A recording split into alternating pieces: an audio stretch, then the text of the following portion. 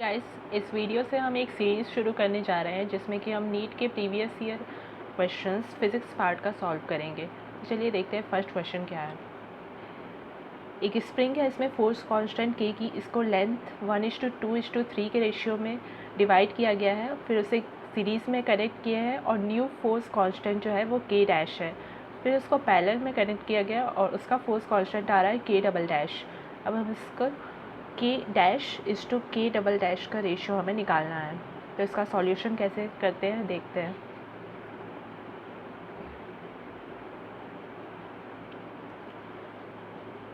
इसमें कट करने के बाद जो रिजल्टेंट लेंथ है स्प्रिंग का, अगर ओरिजिनल लेंथ को हम एल कंसिडर कर रहे हैं तो रिजल्टेंट लेंथ जो है L/2L/3L हो जाएगा। अब इसको 6 से हम डिवाइड कर दे रहे हैं एलसीएम लेने के लिए, तो ये हो जाएगा L/6, 2L/6 और 3L/6। अब इसको सिंप्लीफाई कर दिया तो L/6, L/3 और L/2 आ गया।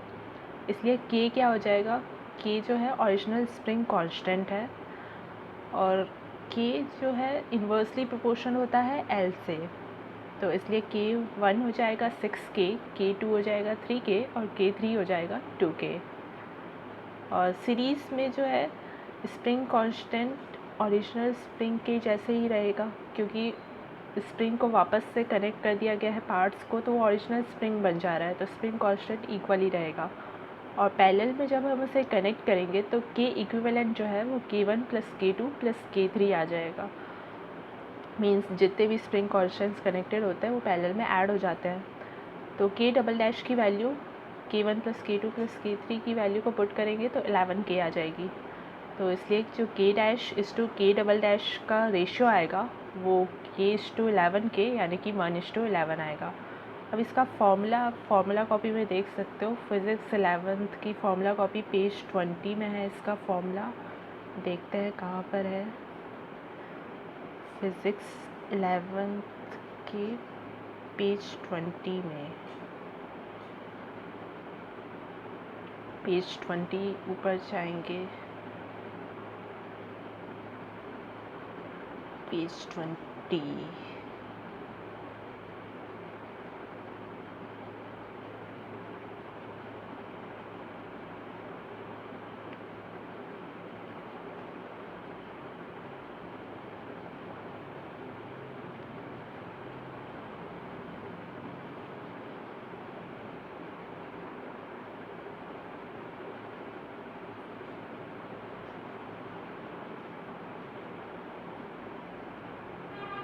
ये इसका फॉर्मूला है पैरेलल कॉम्बिनेशन में K इक्विवेलेंट K1 + K2 है, X सेम F डिफरेंट और K doesn't depend on this one और K is inversely proportional to L। और सीरीज़ कॉम्बिनेशन का भी इसमें फॉर्मूला है। तो इसका जो आंसर हो गया फर्स्ट क्वेश्चन का,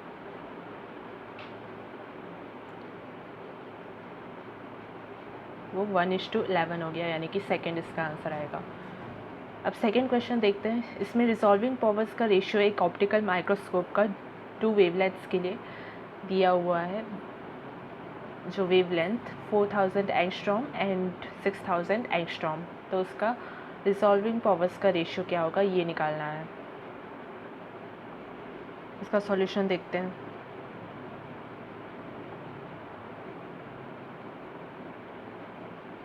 ये वेव ऑप्टिक्स चैप्टर का है और ये फॉर्मूला इसका फिज़िक्स 12th की फॉर्मूला कॉपी में मिल जाएगा पेज 44 में, आप वहाँ से देख सकते हैं। इसमें रिजॉल्विंग पावर जो है इन्वर्सली प्रोपोर्शनल टू लैम्डा होता है। यहाँ पे फॉर्मूले से देख लेते हैं हम, पेज 11 में मिल जाएगा इसका फॉर्मूला फिज़िक्स 12th के।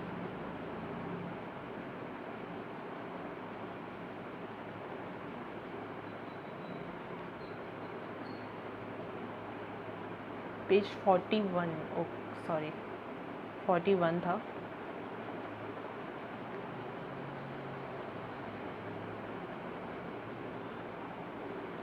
तो ये वेव ऑप्टिक्स के फॉर्मूले हैं और इसमें रिजॉल्विंग पावर,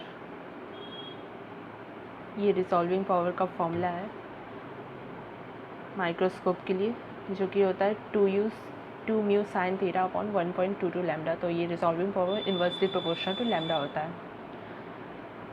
तो जब ये इन्वर्सली प्रोपोर्शनल है तो हम इसका रेशियो को इन्वर्स कर देंगे, लैम्डा 2 अपॉन लैम्डा 1 हो जाएगा और इसका रेशियो 3/2 आ जाएगा।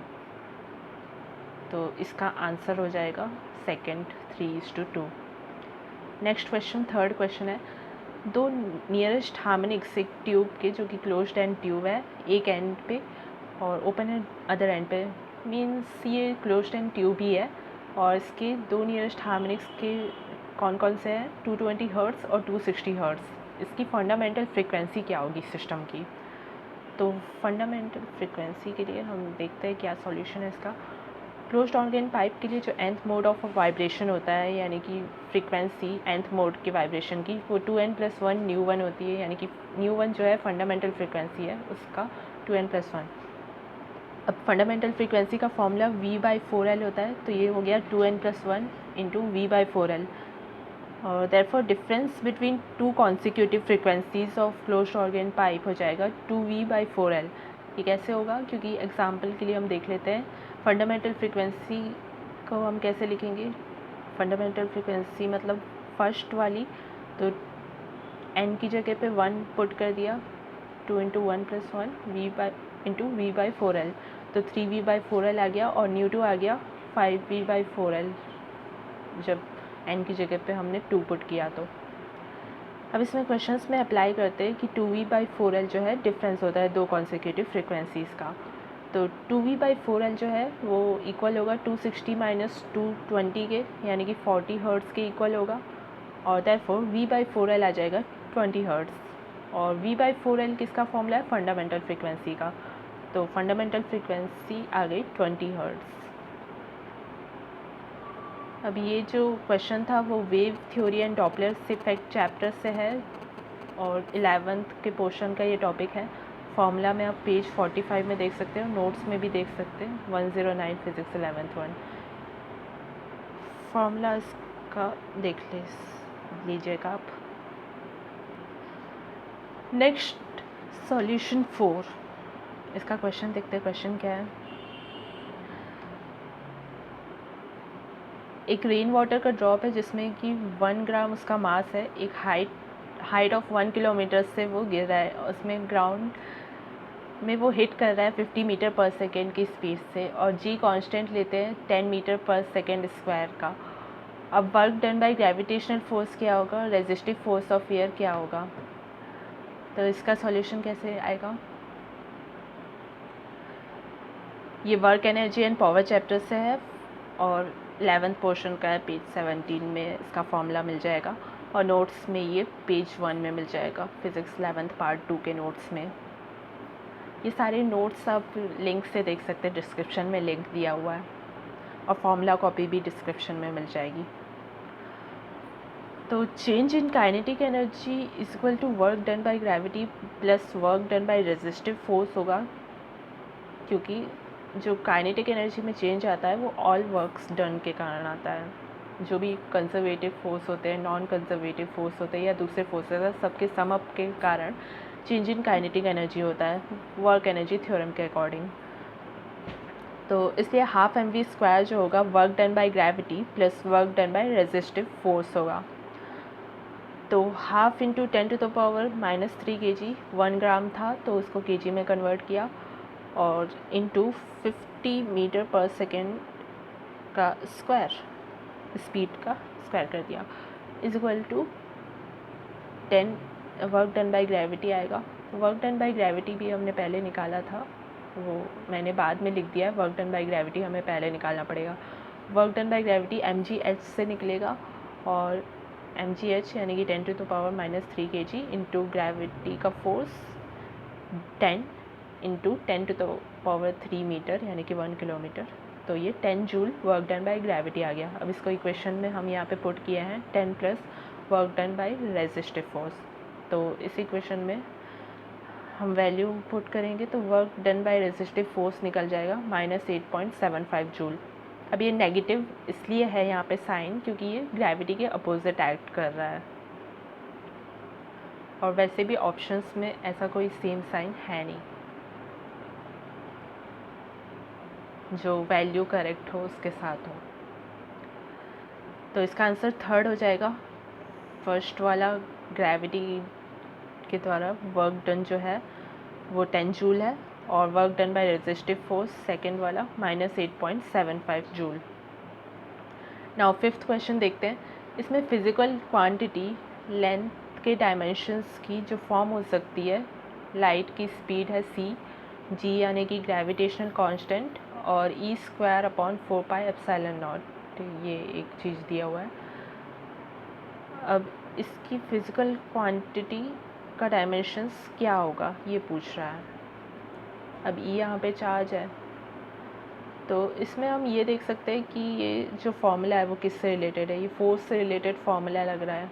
kq²/r², फोर्स का फॉर्मूला होता है, तो उसके डायमेंशन से हम इसका डायमेंशंस भी डिराइव कर सकते हैं। तो चलिए देखते हैं इसका सॉल्यूशन।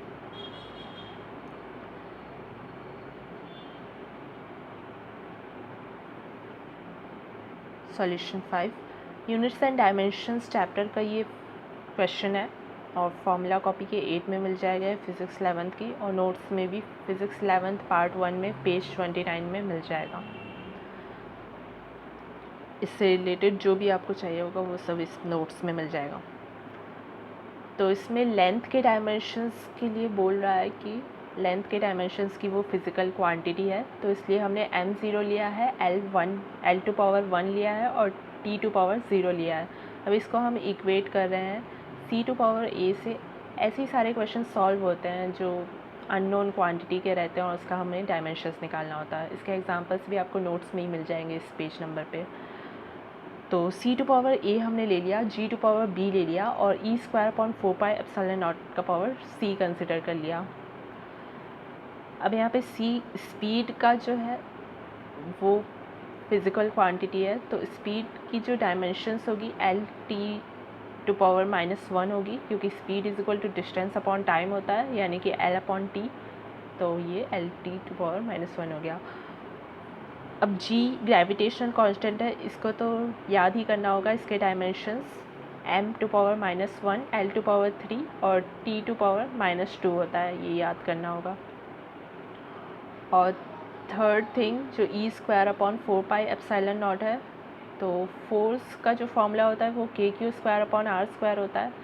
तो kq² ये जो है वो 1/4πε0 वो k की वैल्यू होती है, और E² यानी कि चार्ज है तो q² ही हुआ।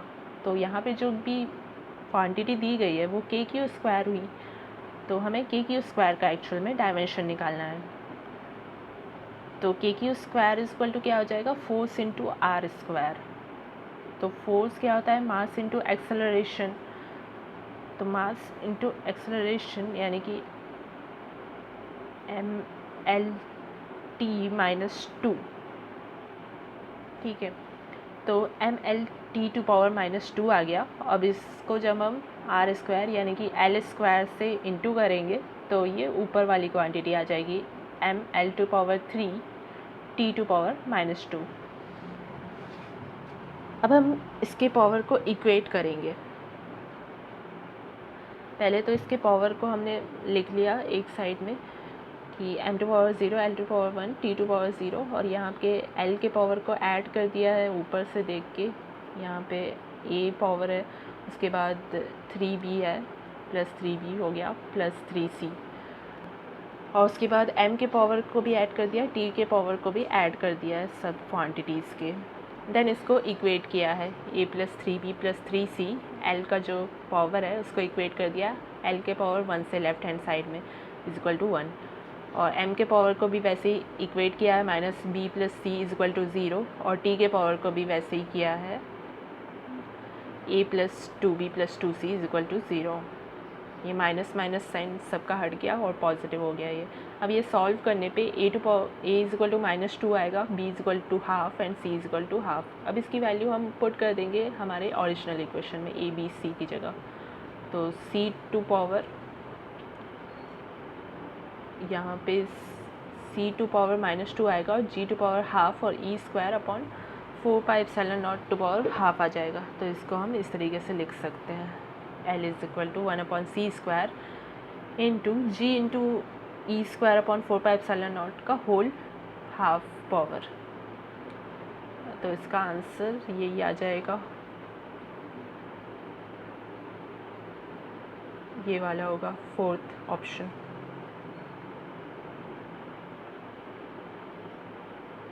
तो हम इस वीडियो में 5 क्वेश्चंस को डिस्कस कर रहे हैं और नेक्स्ट क्वेश्चन हम नेक्स्ट वीडियो में डिस्कस करेंगे। Thank you all.